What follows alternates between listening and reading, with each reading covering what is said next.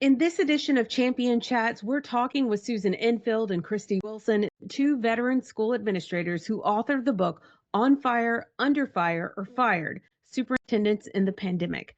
Now, this book provides a unique perspective into the unprecedented challenges and the transformative opportunities that superintendents faced during and after the COVID-19 pandemic. It also examines the lessons that can be learned for all of us as school administrators moving forward. On Fire, Under Fire, or Fired. I'd love for you to tell me both more about how you came up with the title for this book. Kristi, you want to kick off?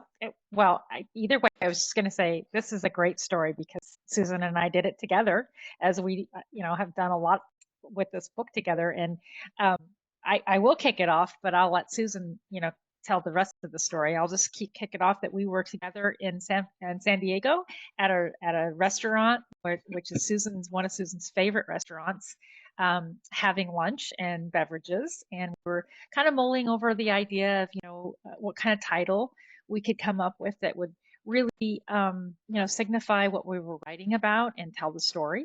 And just to be really transparent, we weren't sure, and it kind of came to us. And Susan, jump in here. I think we were having a margarita and some chips and salsa. And I think kind of together, I think Susan started it, and it kind of came to us, this idea of On Fire. And I jump in here, Susan. Yeah, Leslie, we were batting around ideas, and I think I threw it out just as like a brainstorm, like spaghetti on the wall sort of thing. But Kristi was like, well, no, like let's play with that. And as we started, talking about it, the premise of this is what superintendents did throughout the pandemic. And so we were really clear that we wanted to talk about the fact that superintendents, when the pandemic started, were on fire. Like, we were working 24/7 to ensure that our communities had whatever they needed. And then sadly, over time, many of us came under fire for the decisions that we were making. As I'm sure you recall, Leslie, there were many instances where there were no good decisions to be made. And, none of us had a great roadmap. So we were trying to figure it out.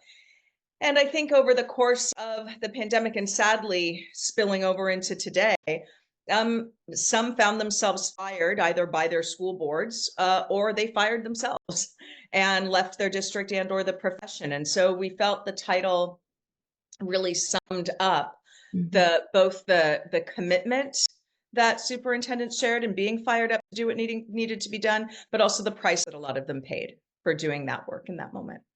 Yeah, I could see that. And the title of the book really resonated with me. I was like, that is so clever. And for those of us who worked in education during that period of time, yeah, couldn't have been said more clearly and succinctly. In your book, you write about the 5 behaviors that help leaders navigate the pandemic. In the book from McKinsey & Company, Leadership in Crisis: Responding to the Coronavirus Outbreak and Future Challenges. One of those 5 behaviors, ladies, is communicating effectively. And as a professional communicator, that really resonates with me. And it seems like you agreed with that concept as you tackled this very topic very early on in your book. I think it was on page 3 about the importance of communication. Yeah. And we also know from research or from publications through AASA, they talk about communication being one of the 5 competencies that school board members are looking for when they hire a superintendent. Sure. Yeah, so I think that in leadership, the superintendency in particular, communication has always been key. We need to be great communicators. During the pandemic, it took on a whole other dimension, though, because we had to communicate not just to disseminate information, but to provide reassurance, to provide hope, to provide calm in what was a really troubling time for a lot of people. And we had to do it in very choppy waters, so to speak. We were getting conflicting information. Information was, changing rapidly, and we were having to make sense of it. But one of the things, and I know Kristi will speak to this too, that came out from the superintendents that we interviewed, and they're really the heart and soul of the book, right? The stories of these superintendents, was that even today, nearly 5 years later, people in the community still come up to some of us and say, your messages during the pandemic, those weekly video messages, or meant so much to us. And it was just ensuring that we were communicating to maintain connection, because it was a time where maintaining connection was really, really hard. And that was, I think, at the heart of what we were trying to do in our communications during the pandemic. Kristi, and for you, what are Yeah. your thoughts? Yeah, I think just in order to do that, we speak a little bit about the power of networking. And that's, it was so vital to not only maintain your own sense of sanity, but reach out to figure out how to do this. In the book, we talk a little bit about that. Yes, communication has always been something that we strive to do well, but there was no program or preparation class, if you will, to help us figure out how to do this, navigating the unknown. So while we, tried to maintain a sense of calmness, and, we talk a little bit about how you had to pivot and be nimble and, vulnerable and all of those things. But this idea of having a network, whether it be informal or formal, was really key, so that you could, figure it out, and, maintain this sense of I'm not in this by myself, and strategies to move forward. And I think even post pandemic, we're finding that strategy that we learned, networking and the power of it, is crucial for superintendents now. Mm-hmm. I've always maintained that superintendents have a core group of professional colleagues, peers that they have in a group chat. So that when something pops off in their district, they can reach out and have their own focus group and crowdsource best practices, or find the canary in the coal mine. That's great. So I'm curious, because I remember where I was. Where were you when you learned your district would be shutting down? For me, it's Friday afternoon. I was sitting in my garage after I had come home and having that moment of decompression to myself and exhaling, because spring break was about to start. And by the time I walked into my house, my phone was going off. The governor had closed schools. So we never came back after spring break. What about you ladies? Yeah, Yes. for me, it was go ahead, Susan. Yeah, no, go ahead, Kristi. Yeah, because our experiences were very, very different because we were in very different states. Yeah, yes. For us, it was a Saturday morning, and it was the beginning of spring break. We had an emergency school board meeting, and our stories are different, yet there are some commonalities. Really quickly, the Friday before, we had a little bit of a warning, but not much. Although, just a real quick story, we had an emergency board meeting that Saturday in one of our school libraries, and just remember it was just so surreal, like so many of us experienced. And one of the things I think Susan talked about, and so many superintendents, I thought it was just going to be a couple weeks. We were going to have, a couple weeks of a short-term closure, and we would be back in school. Never did I think, like my colleague here and friend, that we would be, shutting down for an extended period of time. So. Yeah, and I think that your local context played such a role in the nature of the shutdown and the duration of the shutdown. We were only about a 30-40 minute drive south from the North Shore School District, which was the first district to close schools and actually close the district because they had one of the first deaths, attributed to COVID in that area. So we had a little bit of a heads up that it was coming, but I remember when they closed schools, and I had a good friend who worked there who said to me, we're closing and the rest of you aren't going to be far behind us. And I said to him, I said, you're crazy. There's no way they're going to close schools. Like, I couldn't really wrap my head around it. But then, to your point, Leslie, I think superintendents are very collaborative by nature. Part of it's survival. Part of it's just good strategy in terms of, not trying to go it alone and figure things out on your own. And so there was then talk that Seattle public schools was going to close. And for those of us districts in, sorry, I have a very needy kitten here. For those of us who were in districts surrounding Seattle, we knew that there would be a domino effect if Seattle public closed. It would sort of force the hand of the rest of us. And so we asked for, Puget Sound districts asked for a meeting with the governor to really pressure him to make the call so that we weren't making that call individually as districts, which we knew would have been hard on our communities. So, we had a bit of a heads up, but not much more of a heads up than other folks around the country. And of course, we ended up staying shut down a lot longer than a lot of places across the country. So while, I knew going into it that it was going to be more than a couple of weeks, because in that meeting with the governor and some of the health officials from the state level, I really pressed them, like, what are we talking about here? And they said, minimum probably 6 to 8 weeks. So I knew at that point it was going to be lengthy. Didn't know it would be so lengthy, because at the end of the day, of my roughly 18,000 students in Highline, I would argue 10 to 12,000 didn't set foot in a school from March of 2020 until September of 21. And I would argue, Leslie, that we're still seeing the impact of especially for children who were, disconnected from their schools and their school community for so long today. But yeah, it was like you. I remember it very, very vividly, unfortunately. Yeah.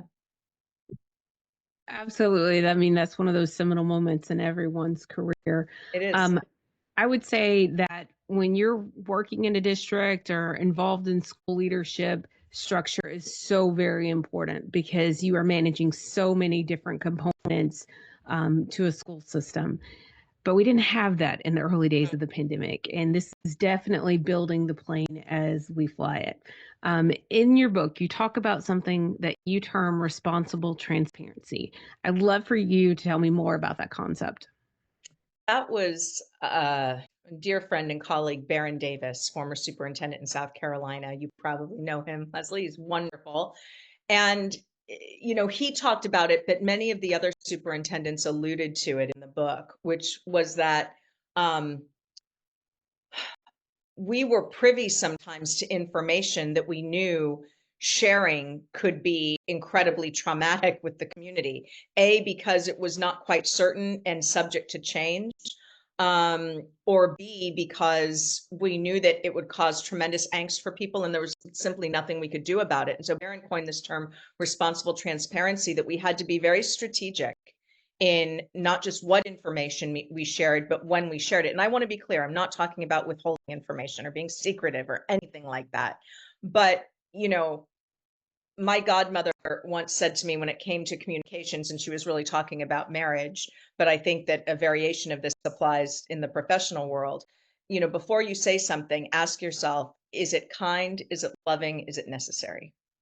And I think that all of us were using some kind of a rubric in our head when we were determining how and when to disseminate information, because there was so much misinformation out there, Leslie, that and so much fear and panic in our communities. I think we were all committed, and I'm sure Kristi will weigh in on this, to maintain a sense of calm as much as was humanly possible.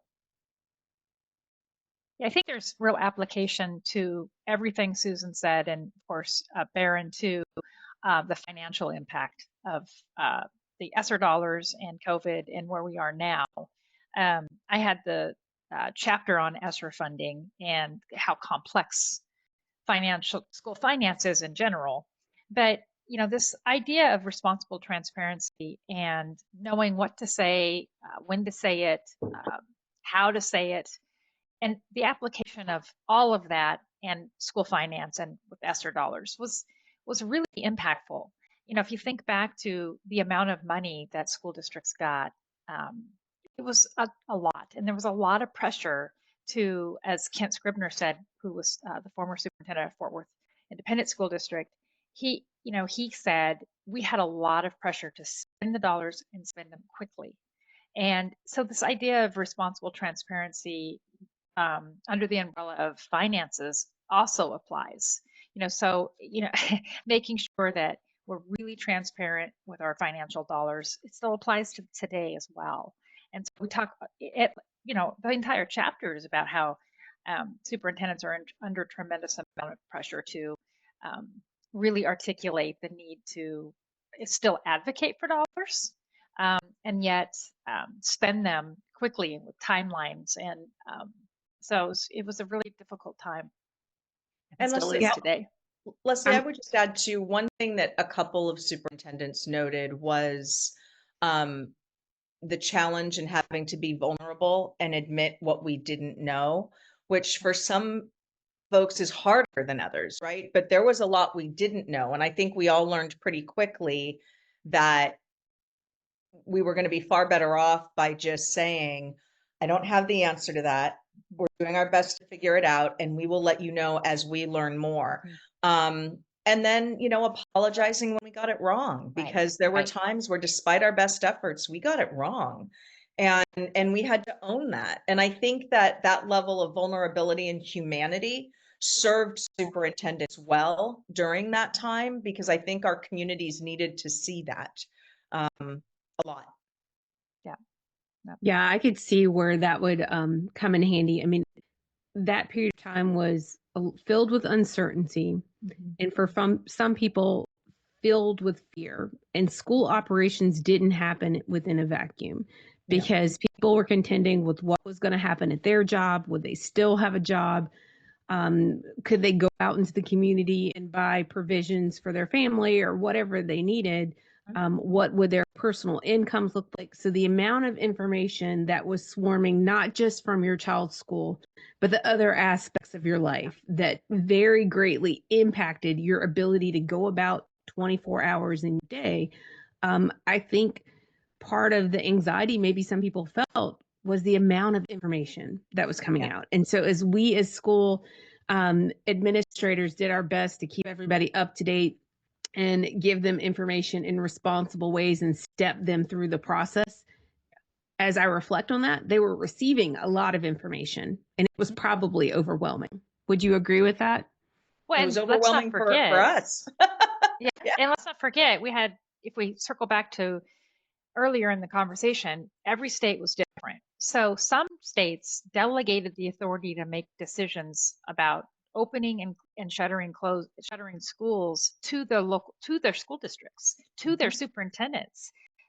Take that a step down, and some school districts delegated that authority to the superintendent, while other school districts and states didn't have that. I want to call it pressure, because the authority to make that decision lied solely with the governor or others. So, talk about the amount of information that was rapidly changing based on health guidance, and then, you layer in just the ability to have a really effective communications team to disseminate that information out to your public was critical. Mary Elizabeth Davis talked about this idea of before the pandemic, and kind of a nice to have district operations team, somebody, a group of people that she could rely on to help manage crisis, because that's kind of what we do. But during COVID and since post-COVID, it is extremely crucial to have a district leadership team that manages crisis, because then you have your community that has built trust with you, knowing that this is just unfortunately something that we now do. So it's just underscoring the importance of crisis management, district leadership teams, that this is just something that we know how we're better prepared to do. We know how to do it. I know in our circles a lot we use the phrase best practices. We are constantly seeking out best practices in education, probably known to others as a playbook. And there certainly was not a playbook for any of us during this period of time, that people were doing the best they could. And in some cases, the best wasn't good enough for their community. Is that something that you guys faced, or you heard from the people that you interviewed as part of your book? Yeah, absolutely. Sorry, Kristi, go ahead. No, that's okay. We ham and egg it well, Susan. You go. Um, I'll add in. yeah, there were no best practices, but I think what that brings to mind, Leslie, is the less, and I think this builds on what Kristi just said about crisis communications. A lot of what we learned during the pandemic is likely going to come into play for future events. So, for example, there's a lot of talk right now about bird flu. People like Bill Gates are saying there will be another pandemic. We don't know when, but it's coming. And so, have we done a good enough job of building that playbook? In a way. And I will tell you that, my former district, Highline, was the victim of a cyber attack this school year. And Ivan Duran, the current superintendent, said that a lot of the lessons they learned from COVID came into play there, right? They knew how to mobilize, they knew how to be nimble, they knew how to deliver instruction in different ways. And I think that it's how do we create that playbook from what we learned during that time so that it's applicable to what lies ahead? Yeah, I was on a call. Susan was with me. We were on a call with some superintendents from California. And while the crisis is different than a pandemic, a superintendent was speaking about the heroic efforts of the community to mobilize around the fires. And there were, to Susan's point, efforts around remote learning because of the situation, and lessons learned from how the schools and community had to pivot to that type of delivery of instruction. So you know um, I do think there's a lot of lessons that people are relying on because they went through that experience during COVID. Um, your question's a good one because I think this idea of best wasn't good enough. I wonder if someone that says your best wasn't good enough, that agenda or that motivation to say that is more about the political. They're motivated to say that because they didn't like the way masks were handled, or they didn't like the way the schools were closed for too long. Or it's a political motivation or ideology around the whole thing versus looking at it that hey, devices were deployed, more of a operational standpoint. So that would be my only pushback on that a little bit, is that there was a lot of philosophical um, stances, I guess, in terms of you didn't do a good job because I don't agree with the job you did. Oh, Oh, you lost muted you. yourself, Leslie. That's a fair observation. I mean, I think that everybody was going through the process making decisions in the best interest with information that they had, to the benefit of students and to the benefits of staff, and carrying the weight of all of the children that you serve in your respective school systems. And then you have other people who suddenly became engaged in the educational process for possibly the first time, not familiar with some of the practices that you would have at a school board meeting. So when you approach the Board of Education to offer an opinion, they don't give a comment. And so some of our practices were unfamiliar to our stakeholders for the first time, and we had to educate them on how we approach a Board of Education, or how school board meetings are run, or what does it mean to have criticism and critique, or we even go to the First Amendment, the right to petition government, your local school board, and people just not understanding that part of the process and how you communicate that. One of the reasons for me, and I think I can say this for Susan too, one of the whole reasons we wrote the book, for me personally, is to tell the story of what happened to superintendents during COVID. There were a lot of articles and blogs and, here and there little snippets, but there hadn't been a collective, Susan likes to use the word memorialize the efforts, but it's a historical account of what happened, and really truly help the general public who might live in our education space and know it like as intimately as we know, but really account the efforts. Because if you think about it, and Susan and I had many, many conversations, hours and hours of conversation about, what's the point of telling the story? And it's to document what the heroic efforts of how superintendents really truly held communities together. And if nobody tells the story and helps document the lessons, then you know what happens when you don't learn the lesson. It's what I always say. You run the risk of not learning the lesson. And so it's important that, we're really clear about that for non-educators. And they really see that without the work and the effort of the superintendent, the community may not have thrived as much as it did. That was, the whole point. And then Susan, I think you should talk a little bit about humanizing the superintendent and the role. Yeah, I mean, I'll build on that, Leslie, and say, I've believed for a long time, long before we, embarked on this book, that aside from healthcare workers and first responders, superintendents were on the front lines of the pandemic in a way that I don't think the general public really understands. And that's not to minimize the work that other people in the education system did, teachers, principals, custodians, bus drivers, everybody. But the reality was that superintendents had to be the conduit of information from the state and the feds. We had to make it applicable to our local context. And we were the ones in many cases that our community was looking to for reliable information.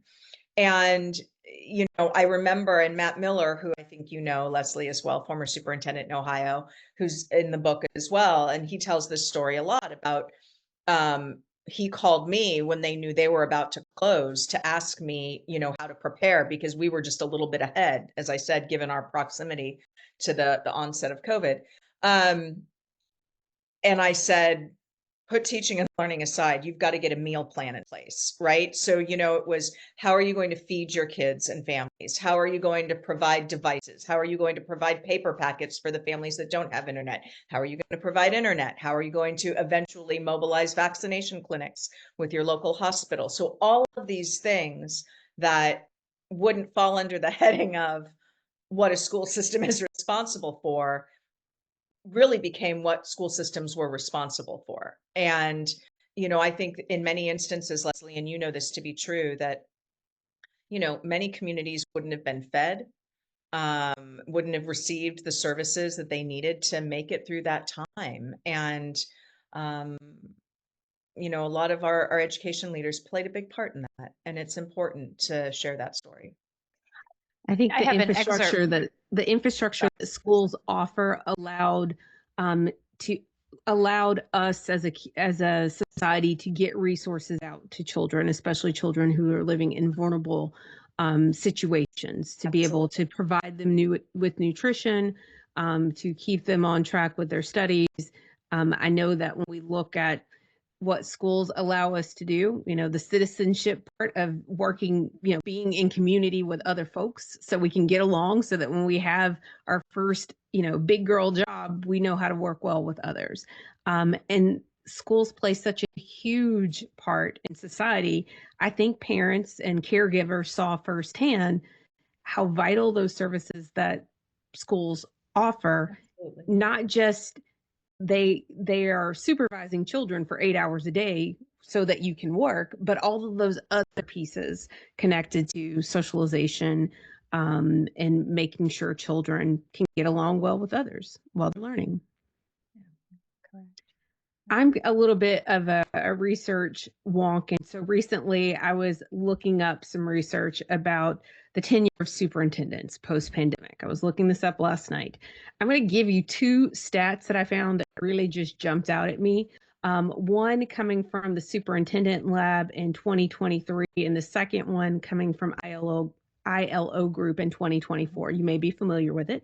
The first one, since the pandemic, more than 40% of districts have experienced at least one change, and 8% have experienced two changes in the superintendent seat. And then the second fact I want to bring forth is in 2023-24 alone, 20% of the nation's 500 largest school districts replaced their superintendent. this is beginning to be a real thing. And I think the title of your book underscores that this is a possibility. Do those stats jump out at you? Do they surprise you or Yeah. track with Yeah, Leslie, I what you mean, found in the I book? would say that uh so first of all, I would say I'm grateful to researchers like Rachel White who have taken on this notion of the importance of the superintendents in the job, the tenure, all of it, and that she's created the superintendent lab, and the work that ILO has done in sort of putting out an annual report on the state of the superintendency with an eye towards women, because women are still underrepresented in the superintendency while overrepresented as teachers. And so I think it's heartening that we're starting to see people really pay attention to what is happening to superintendents in the job. And I have personally been deeply concerned for a while now that we're seeing a crisis in the superintendency. I would argue that barely a week goes by now that I don't hear from a colleague who is being forced out or is choosing to exit. And Kristi mentioned just a little bit ago that one of the things we think is so important is how do we humanize the superintendency and superintendents? Because I think increasingly school boards and even communities in general are viewing their superintendents as commodities, commodities that are easily discarded or traded out, not as people. And it's a lot easier to discard a commodity, right, than it is a human being. And I think that there's a need to rehumanize the superintendency, because part of the other challenge is that I don't know that the public at large understands the role that superintendents play. That to have strong, successful schools, you need stable, supported leadership. And that, you know, when a superintendent leaves, there's a ripple effect in that district that can be felt in a multitude of ways. And so how can we be having these conversations, and how can the public understand the critical role that they play, particularly when it comes to school board elections? You know, I am constantly amazed when I talk to someone in the community whom I feel is really informed and up to date on current events and what's going on, who just doesn't know that the school board hires and fires the superintendent. You know, I mean, that's just a basic fact that I don't think is as common knowledge as it should be, because we know that school board election turnout is typically low. And I think that there's a conversation to be had around voters not just electing good, responsible school board members, but holding them accountable for doing their job.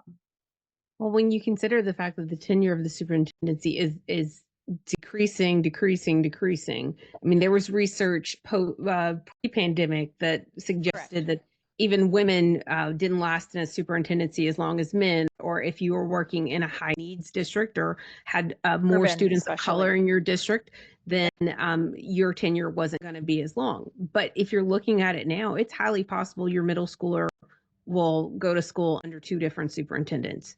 And maybe three. I mean, like that could happen in 3 short years. Or more. Yeah, Right. I mean, that could Yeah. happen in 3 short years. And you know, just for a trajectory of a school system, what does that mean with the changes in leadership?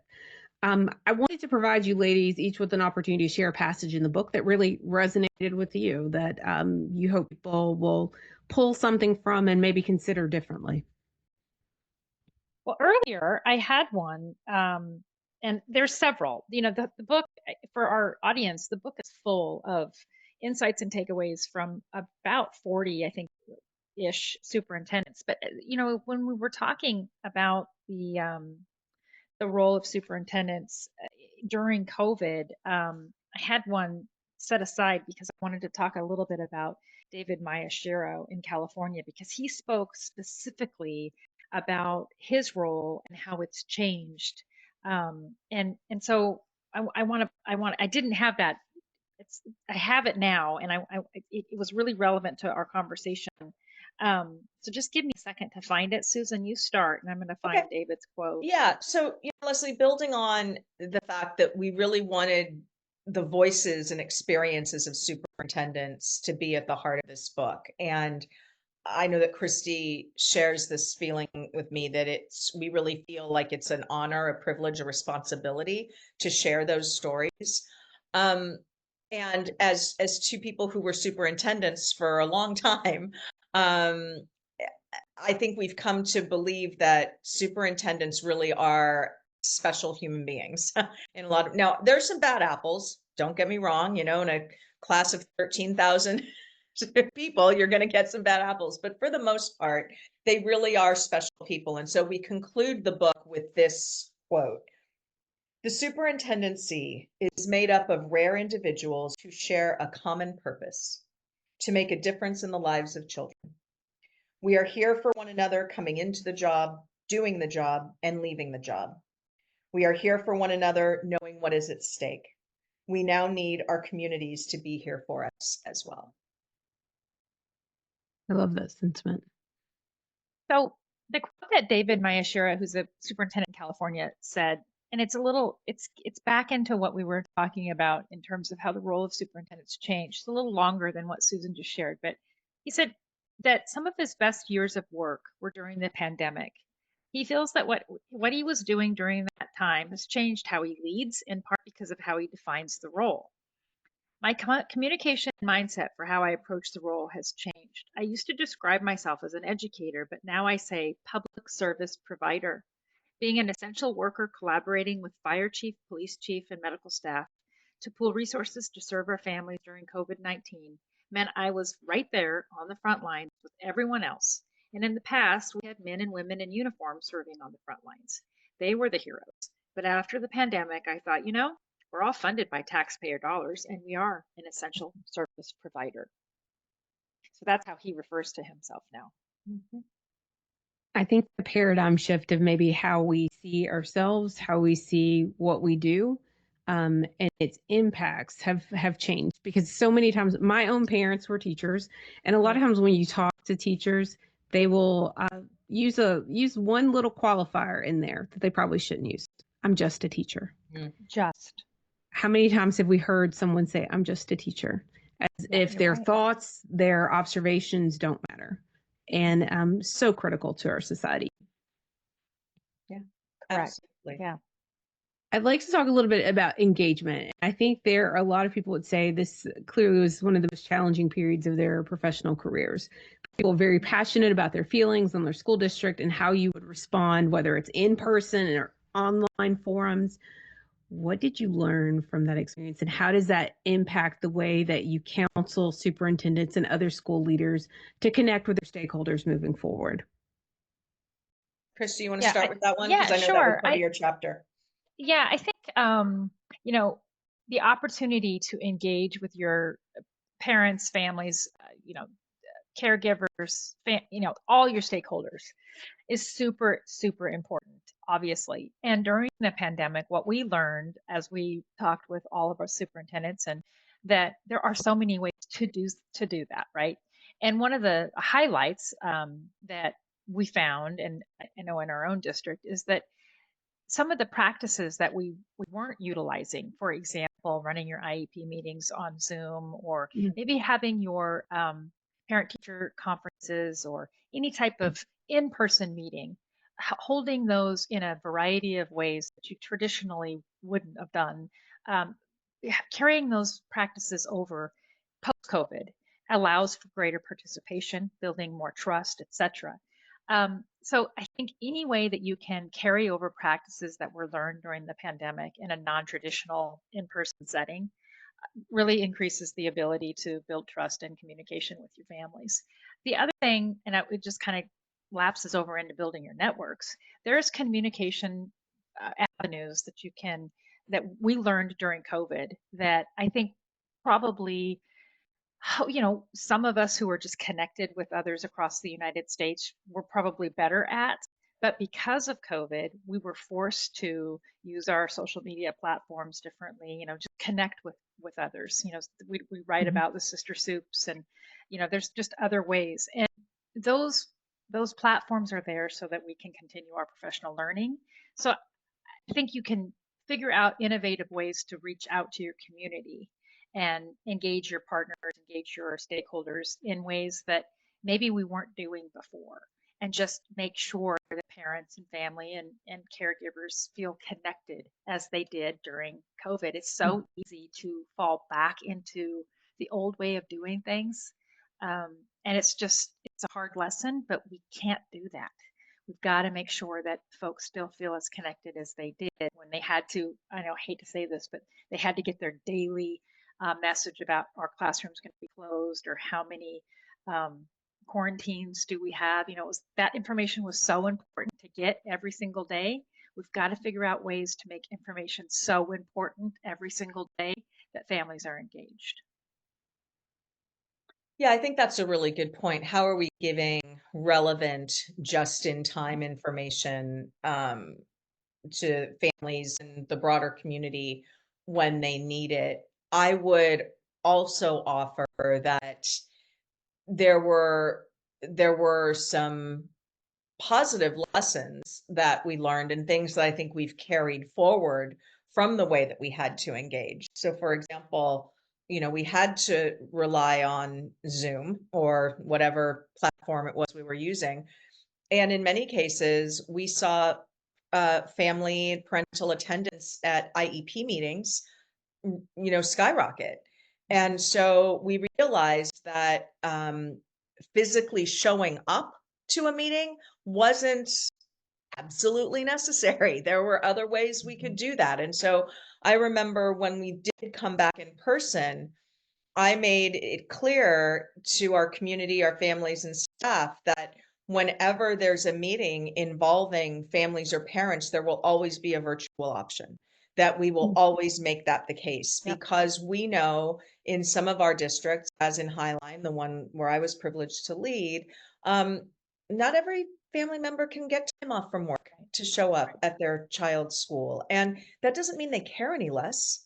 It means that they have to keep their job and put food on the table. So if we can provide them a way to be involved in and advocate for their child's education without them having to, without putting a hardship Physically be on them, there. then we have an obligation, I think, Leslie, to do that. So I think that we got creative in the ways that we engaged. And I think that we've kept some of those. I will say too, and we talk about this, I think, as one of the lessons learned in the book.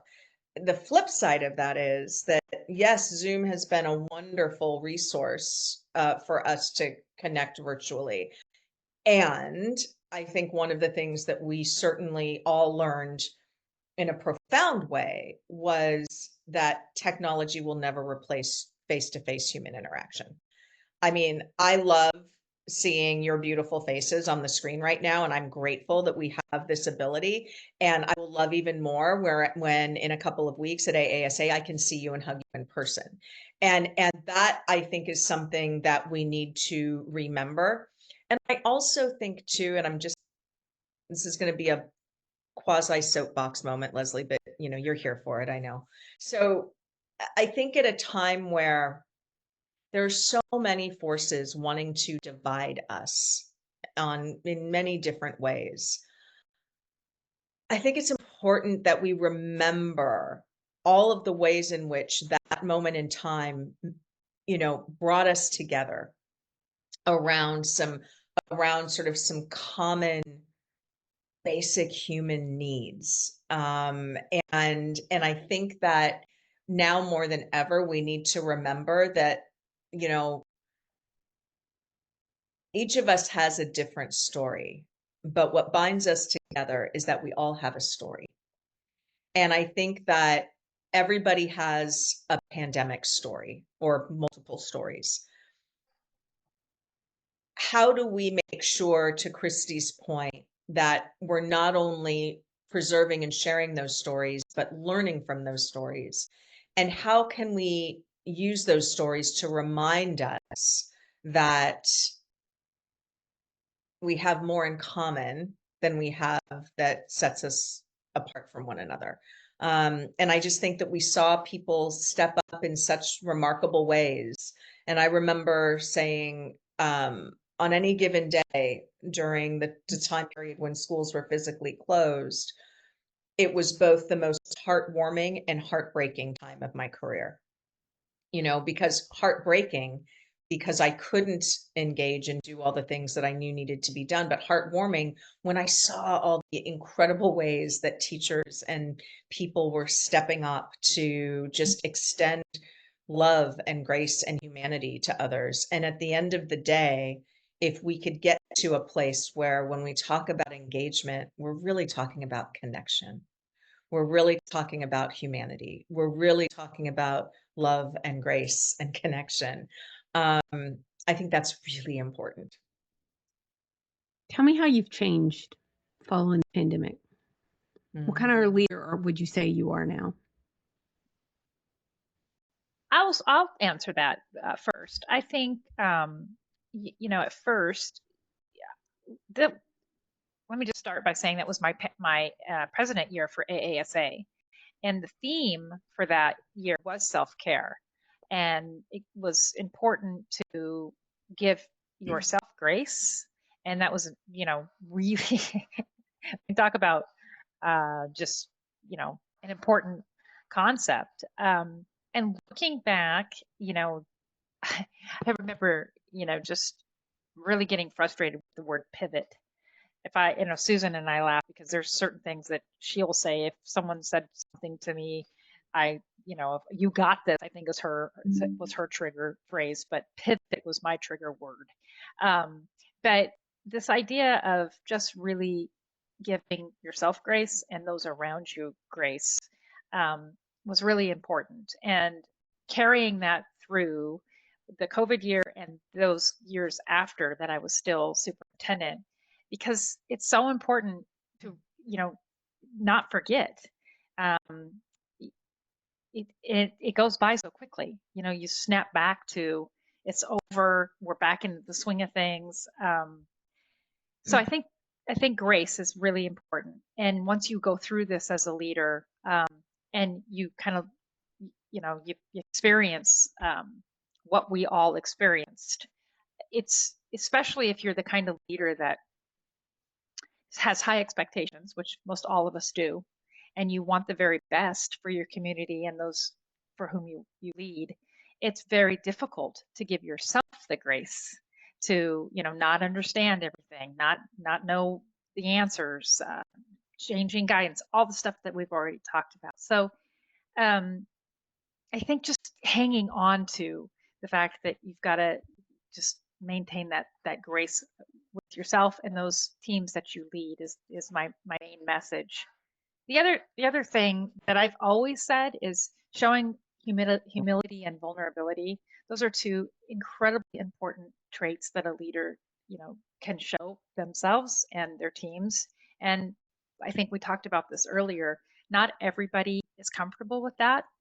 And I think that those that learned that through the pandemic as a leader, that's just those are incredibly important characteristics of leadership that can carry you through.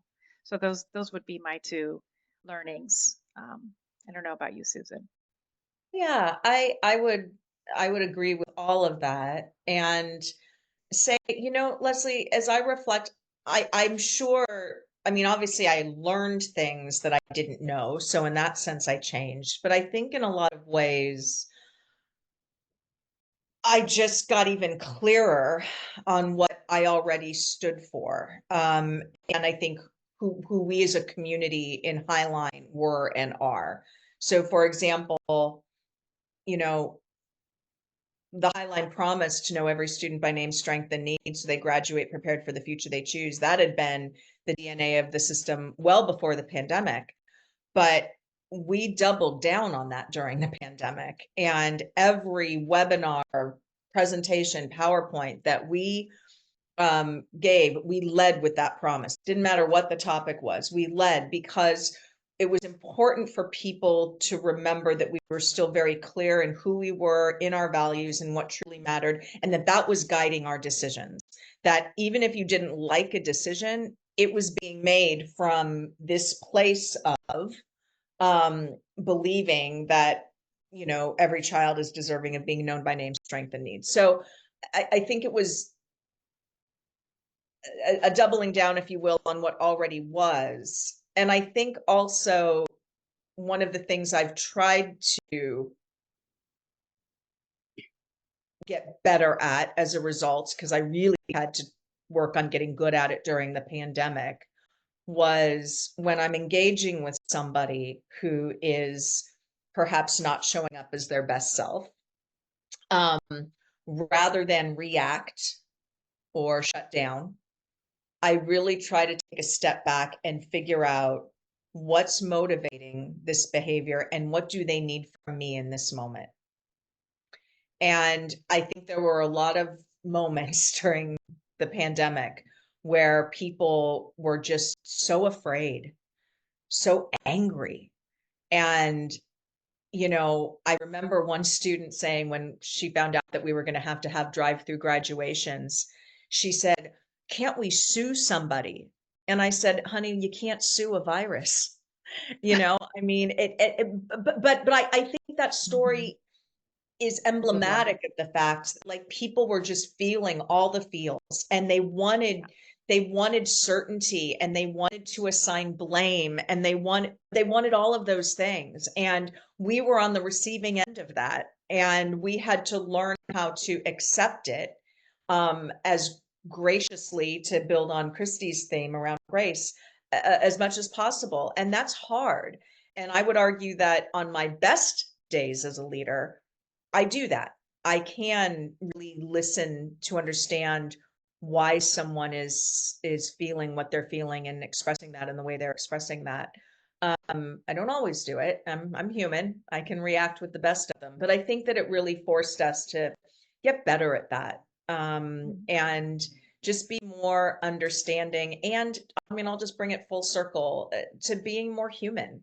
I mean, not all of us, but I'd say the majority of us who were in leadership roles during that time, and I would argue our communications professionals were right there alongside us, Leslie, bore the brunt of a lot of really, um, Unfair. really nasty personal and professional attacks. And I think that I remember once during a virtual school board meeting, because we were still remote, and I think it was when we were going through how we were going to bring staff and students physically back into the buildings.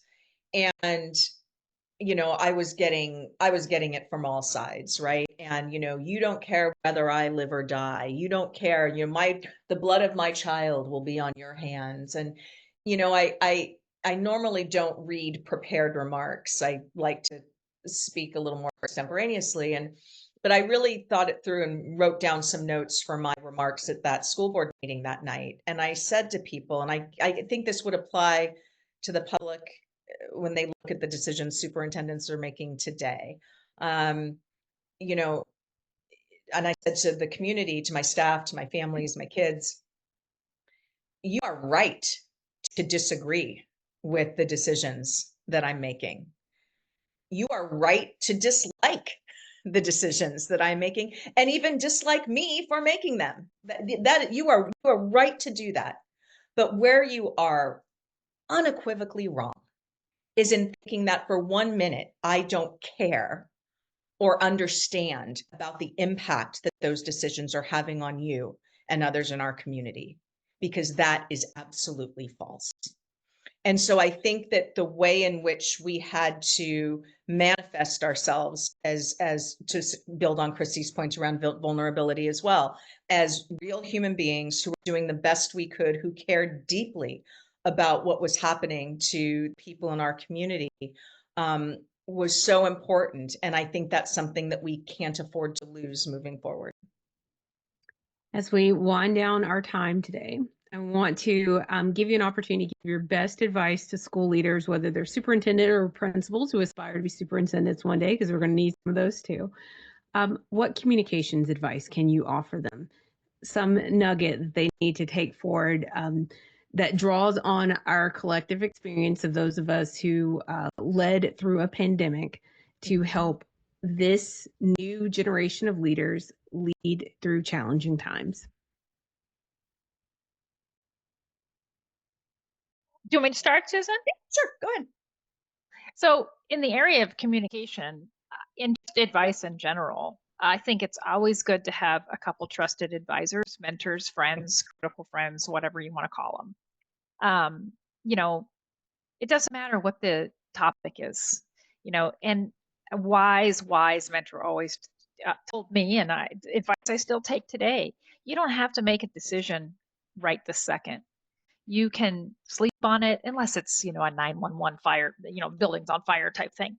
And most of the time you think the building's on fire, but it's not. So, truly. I always tried to take 24 hours to think on it, even though it was really hard. But Susan's one of my closest trusted friends that I could text and say, I'm having a meltdown. I need some advice.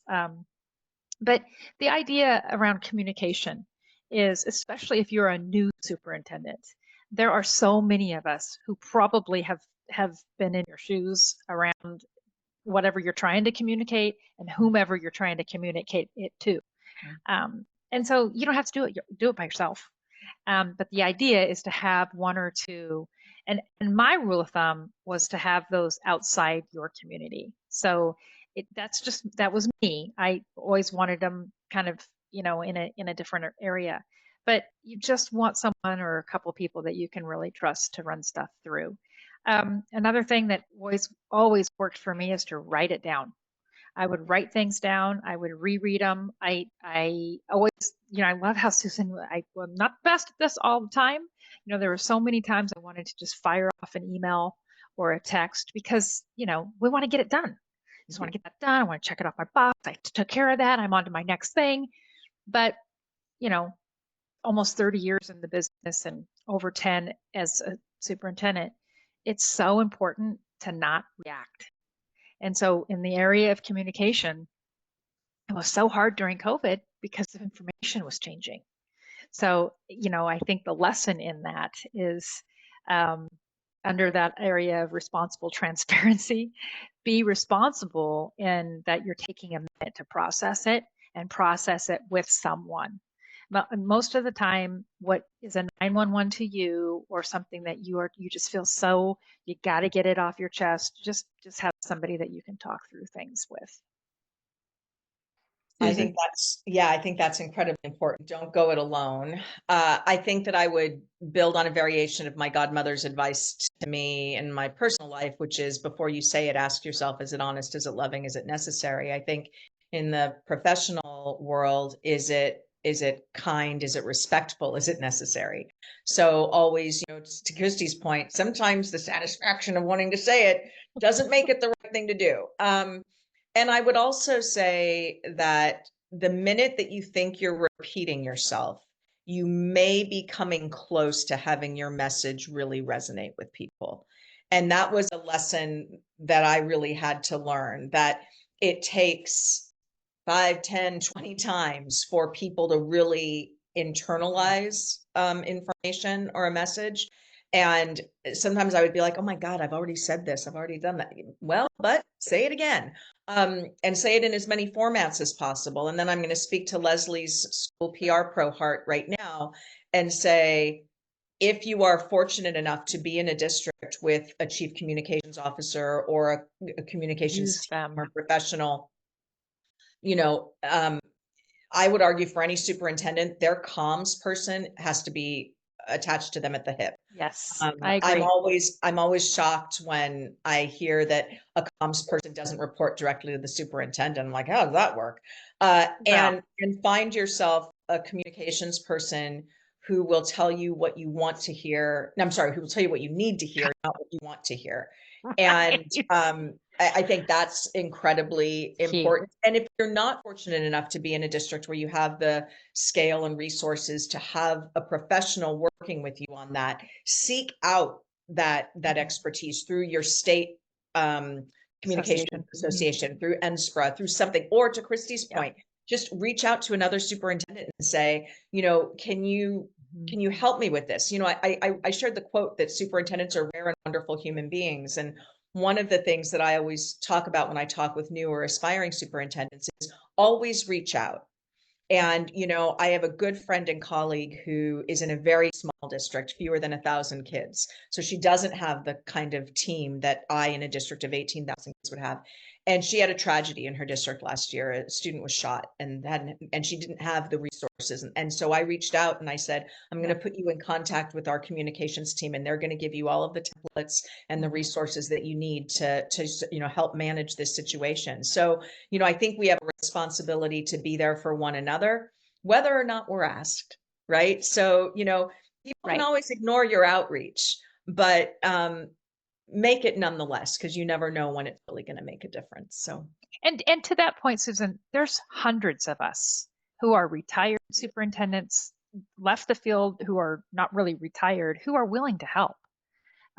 So it's there. We're here. That pro bono. You don't have to pay us a bunch of money. We're doing this because we care and we want you to be successful. So I think that's just really important to know. As someone who went to school to be a television reporter, I would say journalists write the first draft of history. To you ladies, I want to say thank you for making sure that the stories of superintendents during this era of time gets recorded for history. Even if we weren't able to record it in real time, and we felt it very acutely, that we've had 5 years now to reflect on those experiences, to share, to grow, and to help others be their best selves as school leaders. So thank you so very much for your time today. This has just been phenomenal. And hopefully everyone will get your book On Fire, Under Fire, or Fired, and check out these phenomenal stories of the 40 leaders that you guys have connected with, who so graciously shared what it was like to be a leader on the front lines of the pandemic.